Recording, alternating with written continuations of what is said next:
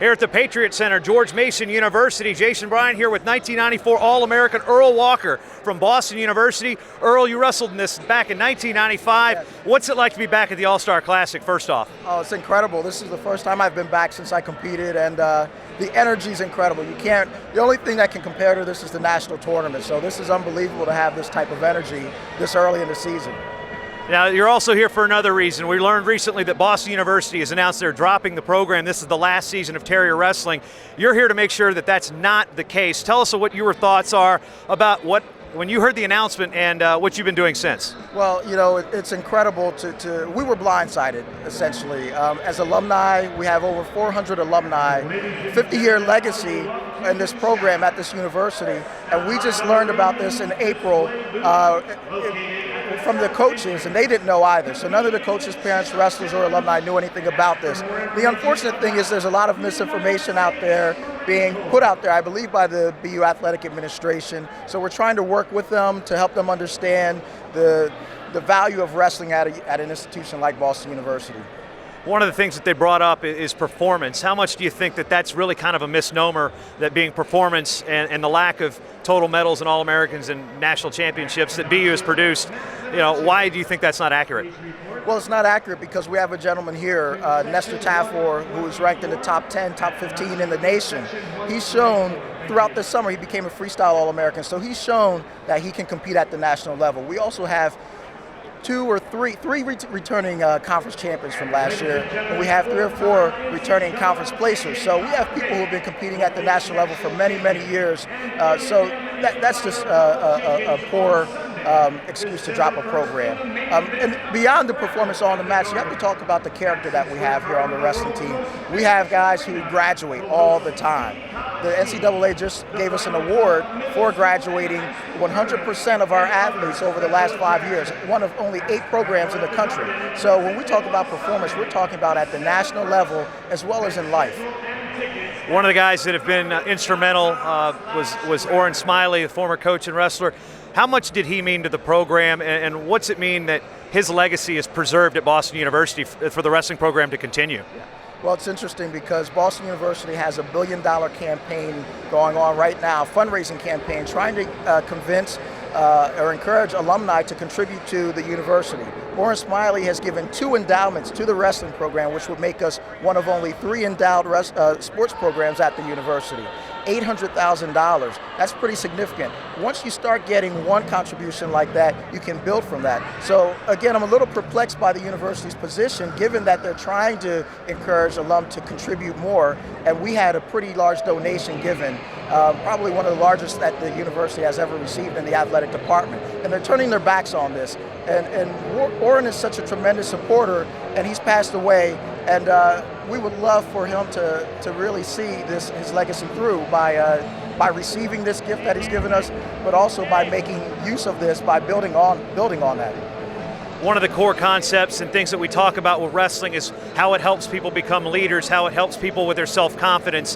What type of people come out of the Boston University wrestling program? I want to throw a few names out there. I was an All-American with a teammate of mine, Chris Studer. He's a business owner. I'm a business owner. We have several alumni working to save this program. Greg Casamento, he's a partner in a law firm in the New York, New Jersey metropolitan area. We have Pat Duffy, who has worked for many, many years. He's a PhD and worked for many, many years in the finance industry. We have David Leonardo, but these are the norm. You know, I'm throwing out guys that I wrestled with and competed with and stay in touch with, but these are the norm for the type of quality that you get out of a BU wrestler, a BU graduate. So again, when we talk about performance, to mention your other question, your previous question, I'm not sure what more they could want. We're competing on the national level.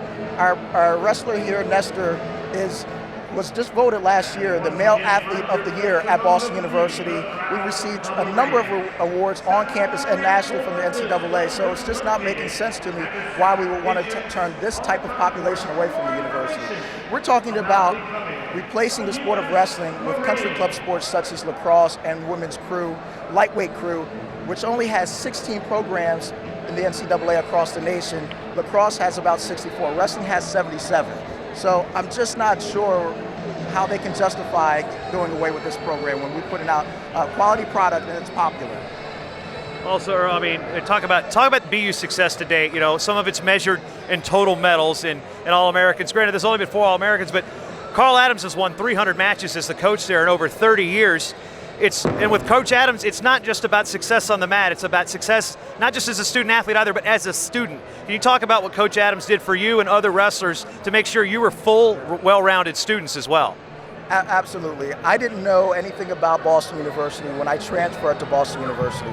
I knew Carl Adams was there, I knew Chris Studer would be my training partner, but I knew nothing about the university. So Coach Adams was a tremendous draw for me to come to the university. He's an African-American coach, one of the few. He was one of the first African-American wrestling coaches at the Division I level. And he has over 300 wins. So we're talking about the 3rd winningest coach in NCAA Division I wrestling. So that's a tremendous draw. So if you want people like myself, people like Nestor to come to this university, you need him. And when we talk about performance, I was never aware that creating All-Americans and national champions was a goal of the athletic department. However, I made a personal goal with Carl Adams, and we made a contract, a verbal contract with the coaching staff, that's what I wanted to become, an All-American and national champion. So you have that opportunity. So this is something that we've taken upon ourselves as the student athletes at Boston University, as alums, and as the coaching staff to produce the highest quality wrestlers and people that we possibly can. And in closing, Earl, again, 1994 All-American, 1995 participant here at the All Star Classic. What do you want to tell the people out there about why Boston University wrestling in general, is important to students in the Northeast and students around the world? I think it's important to let people know that wrestling is a growing sport. It's a popular sport. It's the 6th most popular sport in this country. Boston University needs this sport to attract people like myself, to attract people like Nestor Taffer, Chris Studer, Greg Casamentos, all the alumni who are out there doing tremendously well in life. We need that kind of thing. We need people of all sizes, colors, socioeconomic status to be on Boston University's campus so we can make a bigger contribution to this country. There you have it, Earl Walker, BU alum, trying to save Boston University wrestling.